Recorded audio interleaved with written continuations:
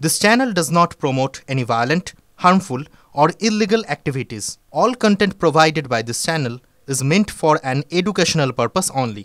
Top quality और consistent performance के लिए सिर्फ सिल्वर पंप नाम याद रखना। যুব প্রজন্মের জন্য বড় উপহার। ৭৯তম স্বাধীনতা দিবসে লালকেল্লায় দাঁড়িয়ে প্রধানমন্ত্রী বিকশিত ভারত রোজগার যোজনার ঘোষণা করলেন। কি হবে এই প্রকল্পে? প্রধানমন্ত্রী মোদী যুব সমাজের কর্মসংস্থানের জন্য ১ লক্ষ কোটি টাকার এই প্রকল্পের ঘোষণা করেছেন।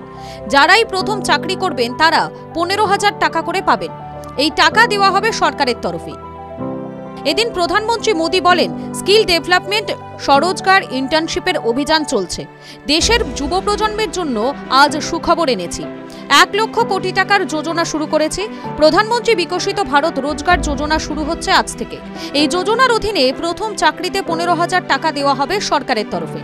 ৩.৫ কোটি যুবদের রোজগারের মাধ্যম হয়ে উঠবে। গত মাসে কেন্দ্রীয় শ্রম মন্ত্রকের তরফে জানানো হয়েছিল, এমপ্লয়মেন্ট লিঙ্কড ইনসেন্টিভ স্কিমে সম্মতি জানিয়েছে কেন্দ্রীয় মন্ত্রিসভা। প্রধানমন্ত্রী বিকশিত ভারত রোজগার যোজনায় ২ বছরে ৩.৫ কোটিরও বেশি কর্মসংস্থানের ব্যবস্থা করা হবে। এর মধ্যে ১.৯২ কোটি উপভোক্তাই হবে ফ্রেশার, যারা প্রথমবার চাকরিতে ঢুকেছে। এই প্রকল্প ২টি ভাগে বিভক্ত।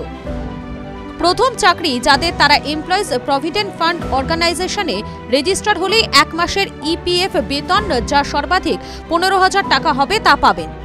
২ কিস্তিতে এই টাকা পাওয়া যাবে।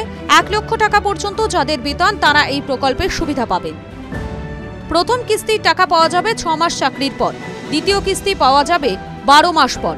এই ইনসেন্টিভ বা ভাতার একটি অংশ নির্দিষ্ট সময় পর্যন্ত ডিপোজিট অ্যাকাউন্টে ফিক্সড করা থাকবে। পরে এই টাকা তোলা যাবে।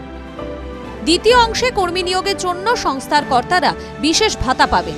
১ লক্ষ টাকা পর্যন্ত বেতনের কর্মী নিয়োগ করলে সরকারের তরফে সংস্থার নিয়োগকর্তাকে মাসিক ৩০,০০০ টাকা করে দেওয়া হবে ২ বছর পর্যন্ত।